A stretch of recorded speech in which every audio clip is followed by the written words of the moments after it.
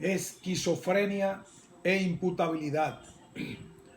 Un ensayo de Andrea Fernández Durán, Madrid, 2019.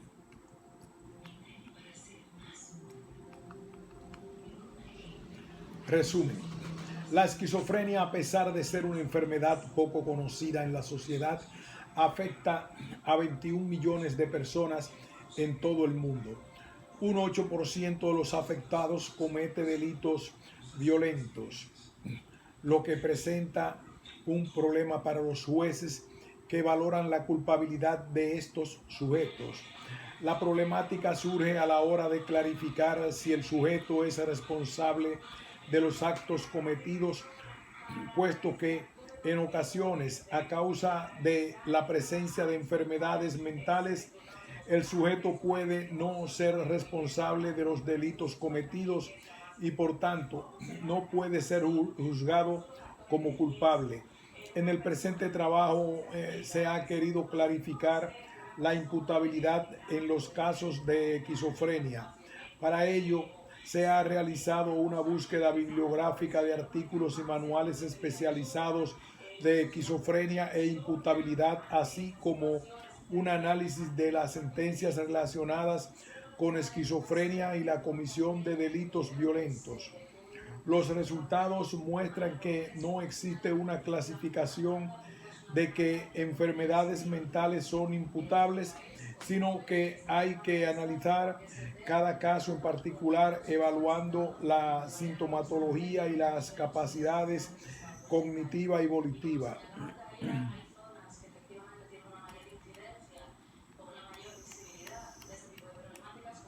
Introducción. Aproximación conceptual. Comillas.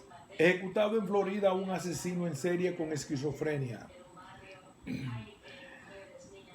Sentencia de por vida a hombre con esquizofrenia que asesinó a sus padres. La niñera acusada de asesinato sufre esquizofrenia. Hombre que asesinó a su hija tiene esquizofrenia paranoide.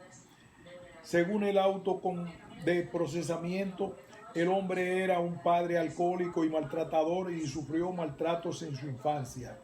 El Observador, 2012. Un esquizofrénico asesinó a su hermano por orden del demonio. El autor, además de enfermo mental, es un adicto a drogas. Panoni, 2015.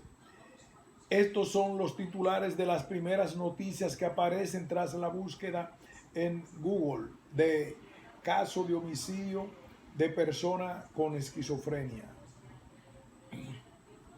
A causa de este tipo de titulares sobre personas con esquizofrenia, se mantiene hoy en día el tabú alrededor de este tipo de enfermedades mentales, a pesar de que la sociedad tenga la percepción de que la esquizofrenia es una enfermedad extraña o poco común. Lo cierto es que no lo es. La esquizofrenia es un trastorno mental grave que afecta cada vez más personas y año a año se detectan más casos. Según la Organización Mundial de la Salud, en 2018 la esquizofrenia afectaba a más de 21 millones de personas en todo el mundo. De estos 21 millones de afectados, alrededor de un 8% comete delitos violentos como homicidio o asesinato, frente al 2% de estos delitos cometidos por la población en general.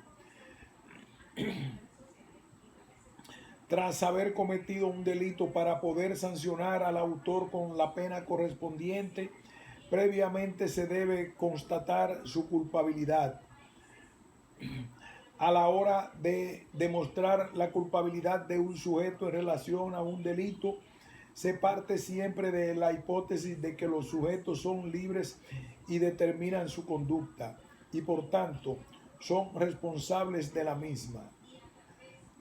Pero también pueden no ser libres ni controlar su conducta debido a diversos factores que les impiden responsabilizarse de sus propias acciones. Esto es lo que puede ocurrir a personas con esquizofrenia que hayan cometido cualquier tipo de delito. A la hora de resolver penalmente delitos cometidos por personas con enfermedades mentales como la esquizofrenia, se encuentran algunos problemas durante el proceso. Se les juzga como enfermos mentales o como delincuentes.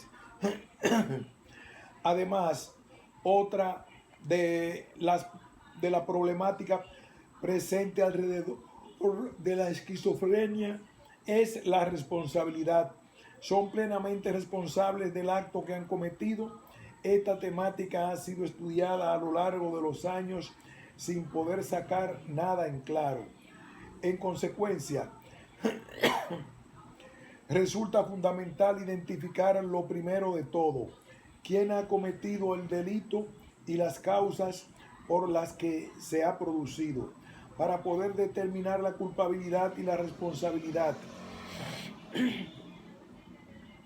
La esquizofrenia es el trastorno mental que con más frecuencia da lugar a exenciones de responsabilidad penal. Aún así, son numerosos los estudios que indican que la alta presencia de esquizofrenia dentro de las cárceles españolas es más el porcentaje de internos en centros penitenciarios que sufren de esquizofrenia se encuentra entre el 2 y el 4%, que supone el doble de prevalencia frente a la hallada en la población general. Tener una enfermedad mental como la esquizofrenia condiciona en gran parte la determinación de la culpabilidad. Es por esto que, por lo que de la Torre, 1999, se le debe prestar cuidadosa atención a la salud mental del autor. Si permanece intacta, no encontraríamos problema alguno. El problema viene cuando no es así. En estos casos en los que se hablaría de responsabilidad penal, lo que conlleva la obligación de reparar el daño causado, que en términos penales constituiría el cumplimiento de la pena. Esquizofrenia, definición. Hoy en día existe un gran tabú alrededor de los trastornos mentales, pero es un hecho que afecta a más personas de las que nos pensamos. Más concretamente, la esquizofrenia afecta a más de 21 millones de personas en el mundo en 2019, según la Organización Mundial de la Salud.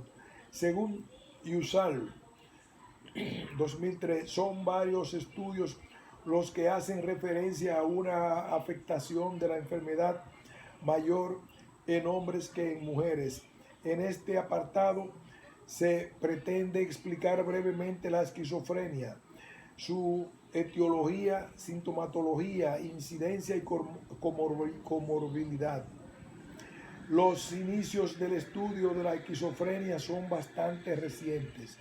De hecho, es escasa la historia que existe acerca de esta enfermedad mental y en general de todas las enfermedades mentales, puesto que comenzaron a ser estudiadas a finales del siglo XVII y a principios del siglo XVIII. Posininsky y Chumbo, 1998. No es hasta el siglo XIX que da a conocer la esquizofrenia gracias al descubrimiento del inconsciente, Muñoz, 2012, y a autores como Emil Kraepelin o Eugene Blower. Fue este último quien en 1911 introdujo el término esquizofrenia, o también conocida como enfermedad de Bleuler. Bleuler destacó la escisión de conciencia como la principal característica de la enfermedad y aseguró que estaba determinada por distintos factores emocionales, biológicos y sociales. A pesar de ser Bleuler el autor del concepto, la esquizofrenia ya había sido descrita por Pinel en el siglo anterior y denominada con el nombre de demencia precoz. El Manual Diagnóstico y Estadístico de los Trastornos Mentales de la Asociación Psiquiátrica Estadounidense, dentro del capítulo Espectro de la esquizofrenia y otros trastornos psicóticos, nos indica que para poder hacer un diagnóstico de esquizofrenia deben de estar presentes durante más de un mes 2 o más de los siguientes síntomas: delirios, alucinaciones, discurso desorganizado, comportamiento catatónico y o síntomas negativos. Además, el nivel de funcionamiento está muy por debajo de lo habitual en uno o varios ámbitos de la vida de la persona: laboral, familiar, personal, etc. Por último, para diagnosticar la esquizofrenia se tiene que haber hecho un diagnóstico diferencial previo con el trastorno esquizoafectivo, el trastorno depresivo así como el abuso de sustancias como drogas o medicamentos. Por otro lado, la 11ª edición del Manual de Clasificación Internacional de Enfermedades, elaborado por la Organización Mundial de la Salud, hace referencia a la esquizofrenia dentro del apartado 6 de los trastornos mentales del comportamiento y del neurodesarrollo. La caracteriza la esquizofrenia como distorsiones significativas en el juicio de la realidad y por alteraciones en el comportamiento que se manifiestan a través de síntomas positivos como delirios y alucinaciones persistentes, pensamiento desorganizado, que suelen manifestarse como lenguaje desorganizado, comportamiento gravemente desorganizado y experiencias de pasividad y de control, y por síntomas negativos como el afecto embotado o sin variación y abulia, alteraciones psicomotoras.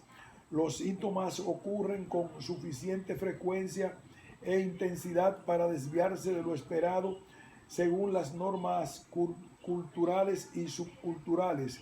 Estos síntomas no se presentan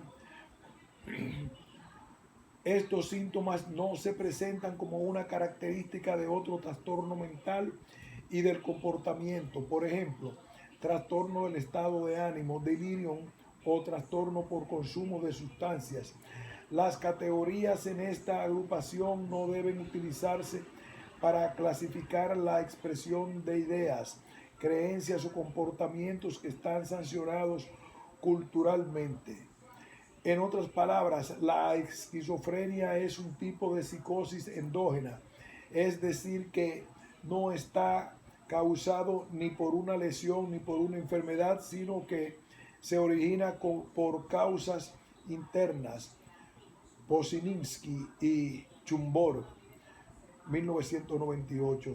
Se caracteriza por tener muy difusos los límites de la realidad, lo que provoca la aparición de síntomas alucinatorios en cualquier modalidad sensorial y o delirantes.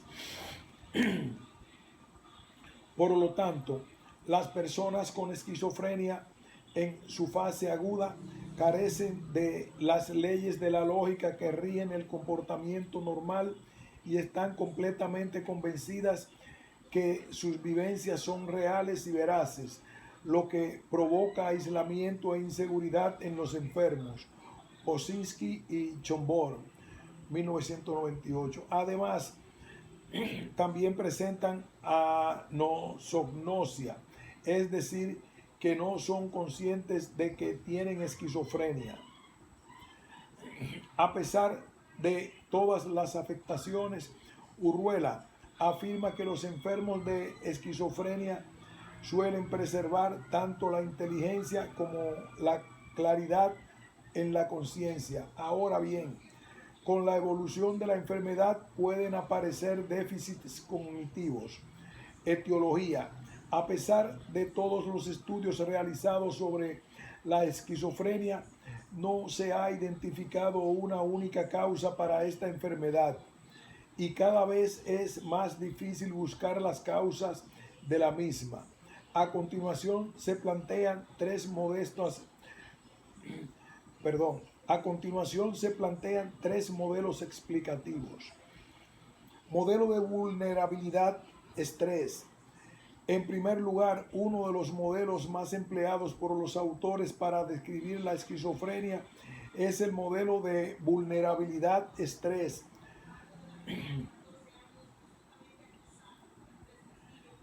Este modelo explica que la esquizofrenia se debe a una vulnerabilidad psíquica que tiene lugar debido a variables genéticas o influencias educativas y de crianza. Al mismo tiempo, debe existir una elevada carga emocional ambiental de la que la persona no puede hacerse cargo. El estrés, que suele estar causado por acontecimientos imprevisibles, la vulnerabilidad psíquica junto con la incapacidad de manejar el estrés daría lugar a los síntomas positivos y negativos de la esquizofrenia. Estos síntomas no serían más que un intento por liberarse de esa carga emocional que no logran controlar. A modo de síntesis, este modelo pone en evidencia dos causas de la esquizofrenia. Por un lado, habla de variables genéticas y por otro lado, de variables ambientales. Con referencia a la genética, autores como Urruela y Gilmore señalan los genes como una de las variables responsables en mayor medida de las causas de la esquizofrenia. Un estudio realizado con personas adoptadas muestra que aquellos hijos con padres biológicos afectados por la esquizofrenia tienen una probabilidad mayor de padecer esquizofrenia que aquellos hijos cuyos padres no la tienen. Hay estudios que indican que la probabilidad de que los hijos con padres biológicos tengan esquizofrenia es de un 23.5% frente a un 4.7% si los padres no la padecen. Revela la importancia de los genes, puesto que son el factor de riesgo más relevante en la aparición de la esquizofrenia.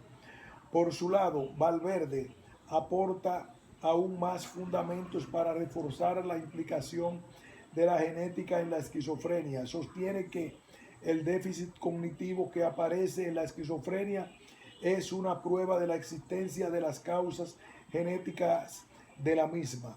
Ahora bien, según Gilmore, la mayoría de las personas afectadas por esta enfermedad no tienen ningún familiar que la padezca. Esto indica que deben existir otros factores que causen la esquizofrenia.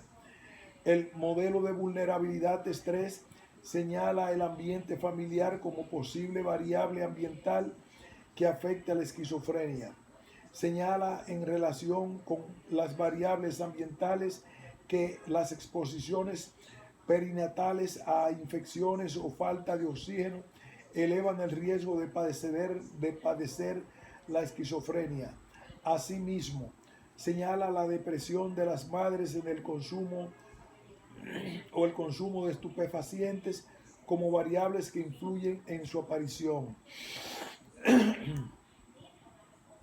Modelo de las alteraciones cerebrales. En segundo lugar, existen otros modelos que intentan explicar la esquizofrenia.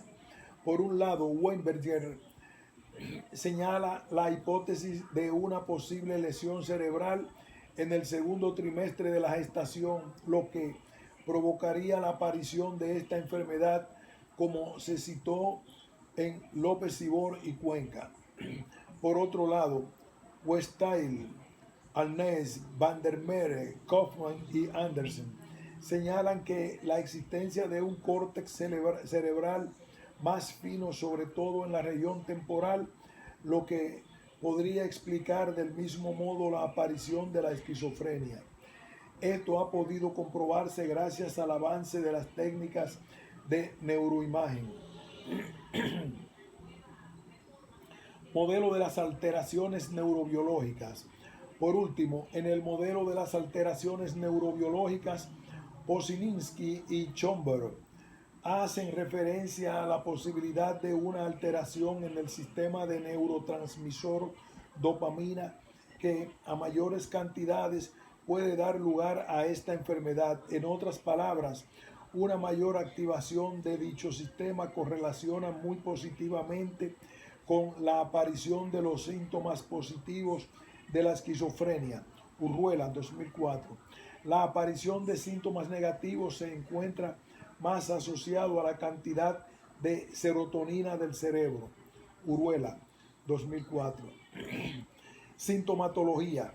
La esquizofrenia se caracteriza por tener dos tipos de síntomas positivos y negativos. Sintomatología positiva.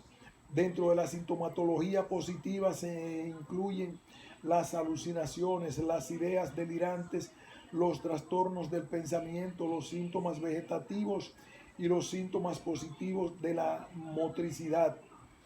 Y Schomburg y Posinkis añaden a los anteriores síntomas sentimientos de angustia y o excitabilidad. A continuación se describe la sintomatología positivamente.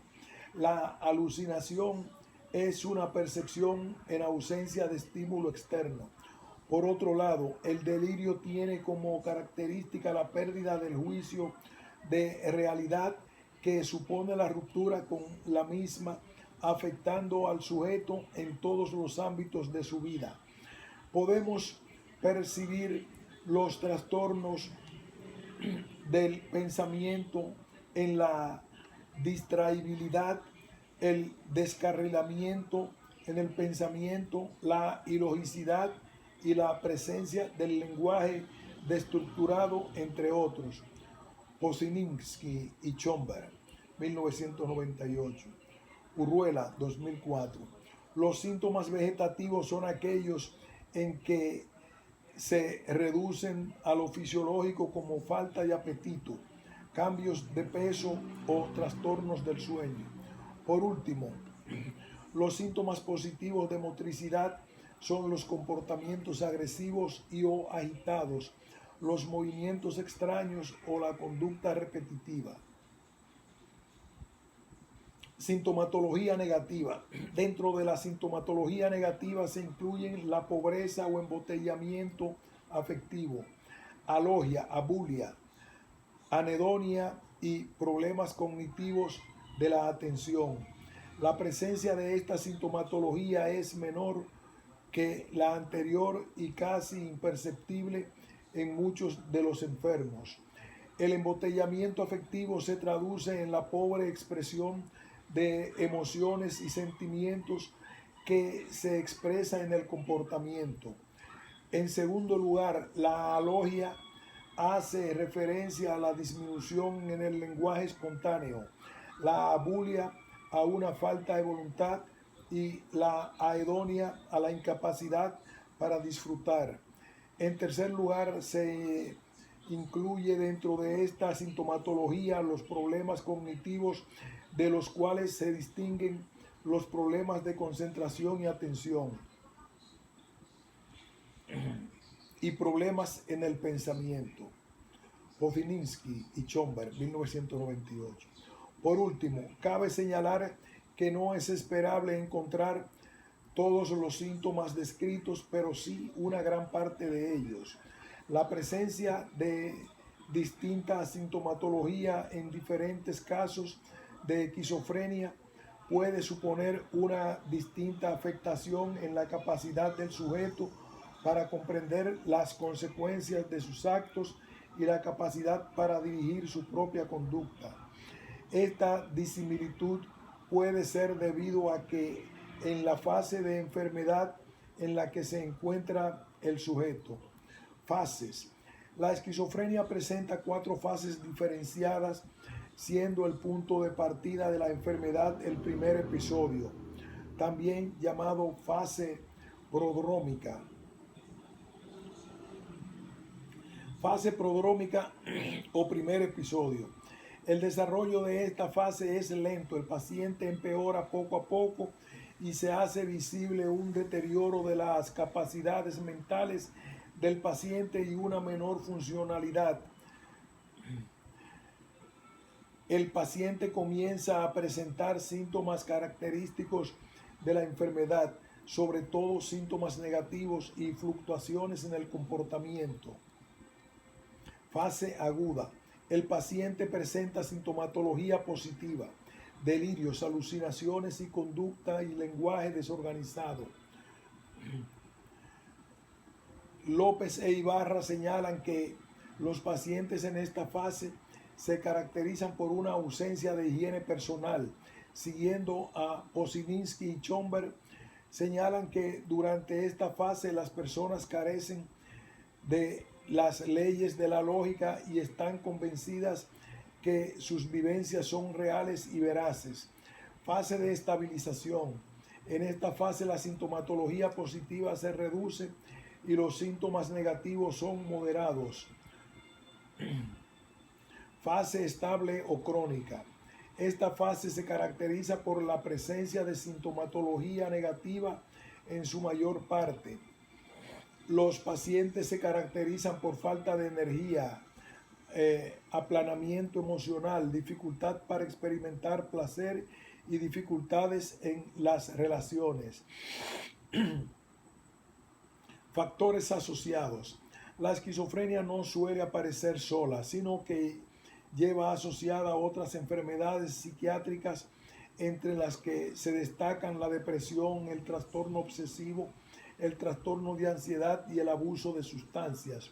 Es importante tener en cuenta las posibles enfermedades asociadas, puesto que el tratamiento es diferente y en ocasiones más complicado. En primer lugar, uno de los elementos que más frecuentemente aparece junto a la esquizofrenia es el consumo de sustancias. El abuso de sustancias en personas con esta enfermedad mental provoca un aumento de las recaídas y empeora la adherencia y respuesta al tratamiento. El abuso de sustancias es, por lo tanto, un factor de riesgo para las personas con esquizofrenia. Destaca el consumo de tabaco, alcohol y cannabis. Es importante evitar el consumo especialmente de personas con esquizofrenia, puesto que hay estudios que señalan un empeoramiento de los pacientes que consumen frente a aquellos que no. Además, se ha comprobado que el consumo de alcohol y o drogas es un factor de riesgo para la comisión de conductas violentas, y más es su probabilidad si el consumo se presenta junto con esquizofrenia. En segundo lugar, la presencia de síntomas depresivos supone también un factor de riesgo, puesto que incide en la evolución del paciente, causa más recaídas y aumenta las probabilidades de cometer suicidio.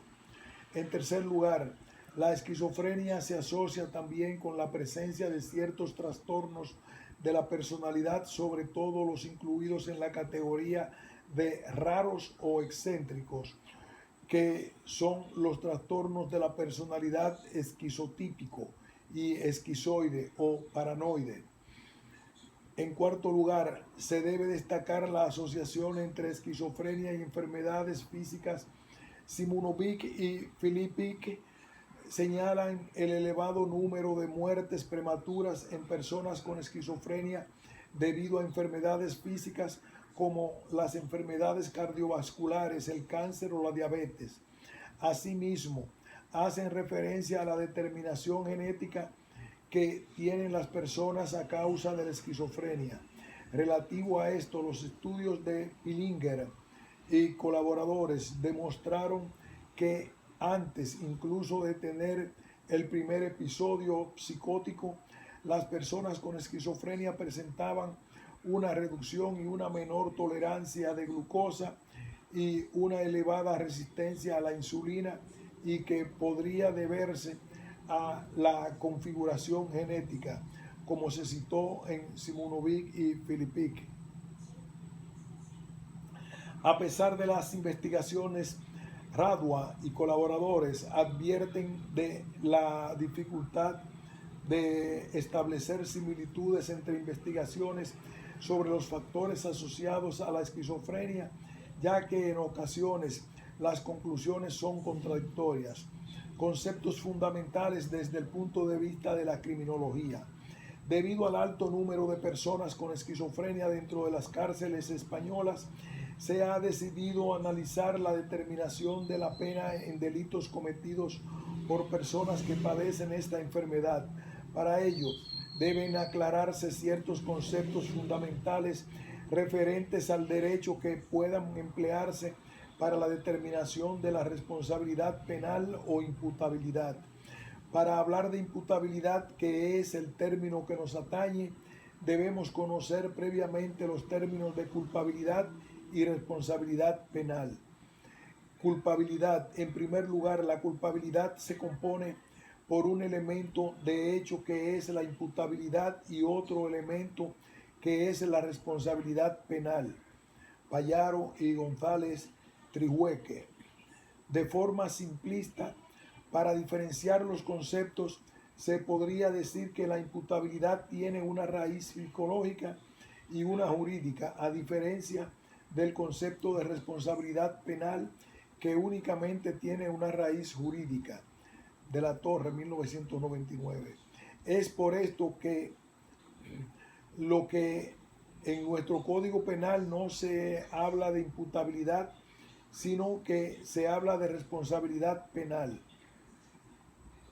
Al tratarse este trabajo de una revisión psicológica y criminológica, se hará referencia sobre todo al término imputabilidad. Responsabilidad penal.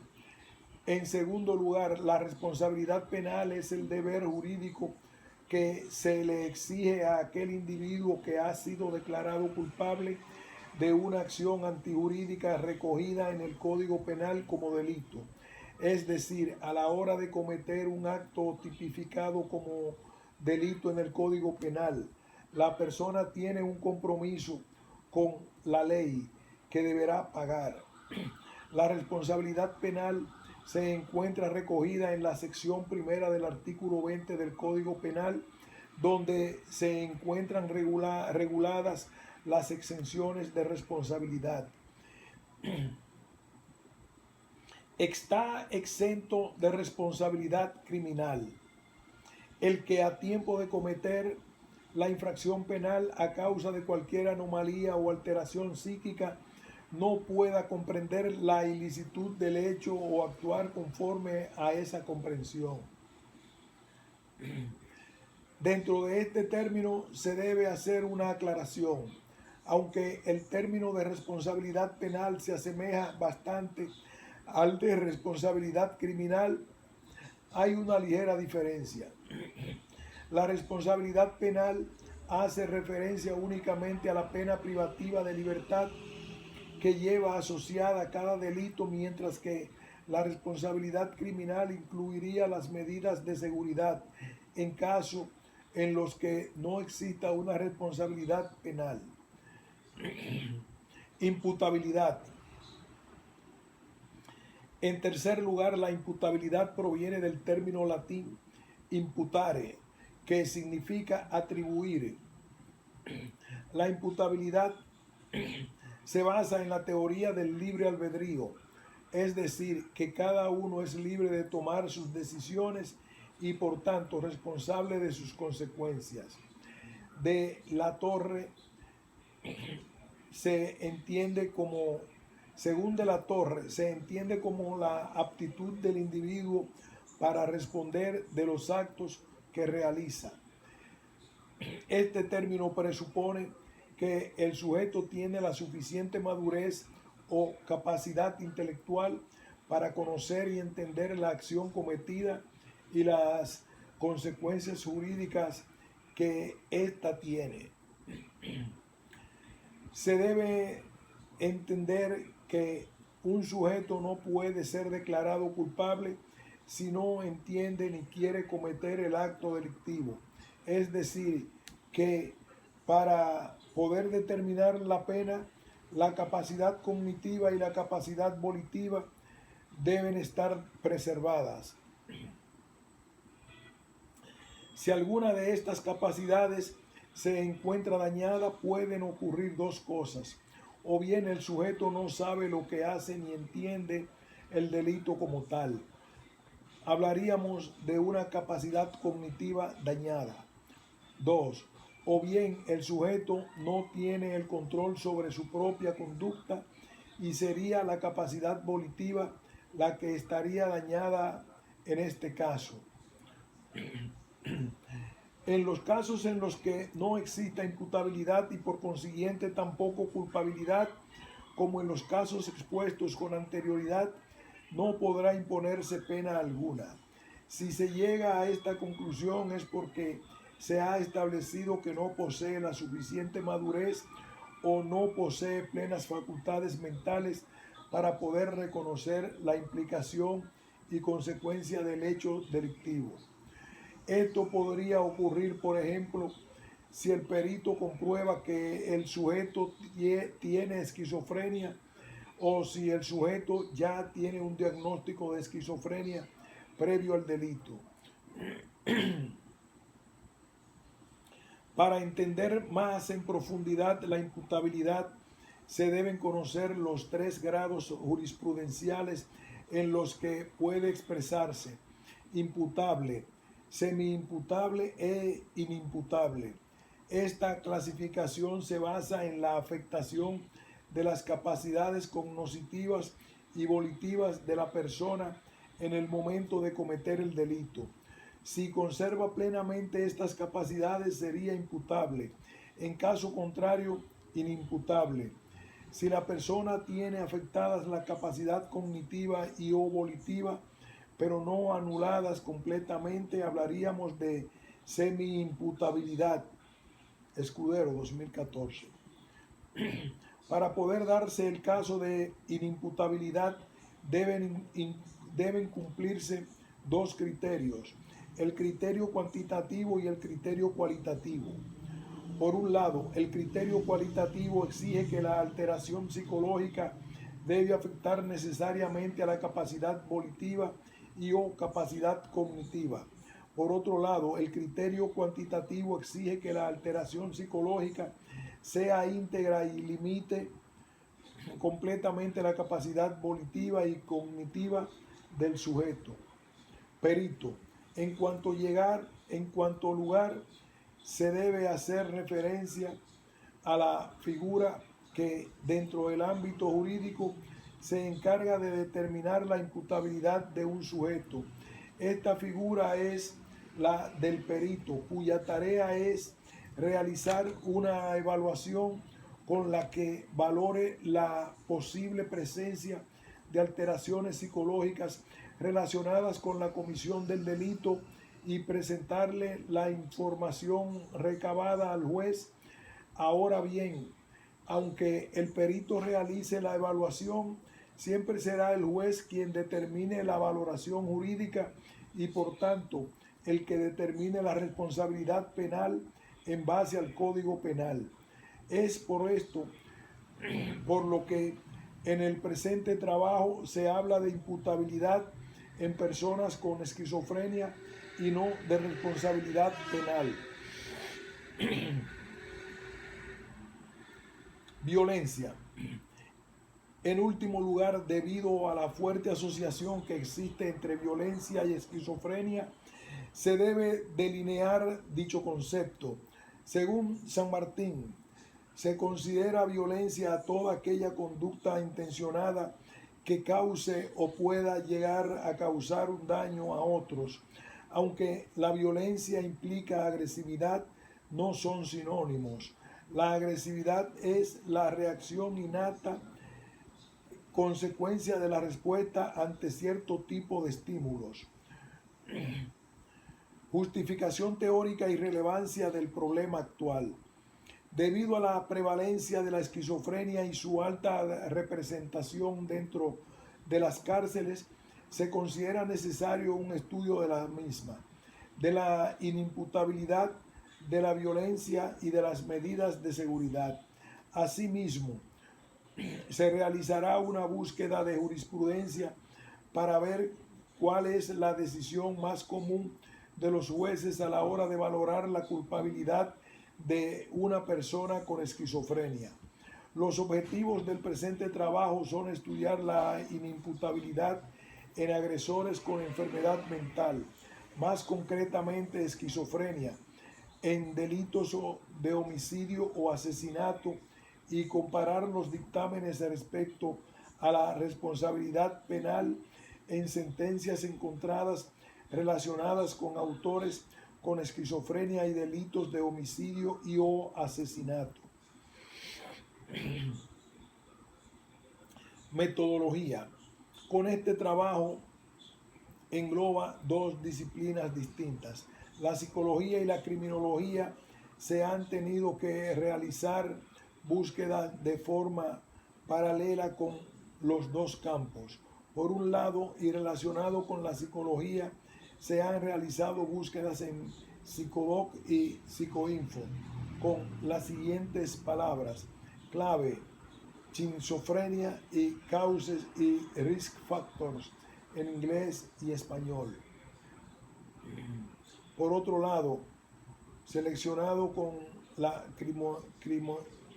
relacionado con la criminología, se han realizado búsquedas en Editorial Jurídica Scopus Psicot y las siguientes palabras clave: esquizofrenia e imputabilidad.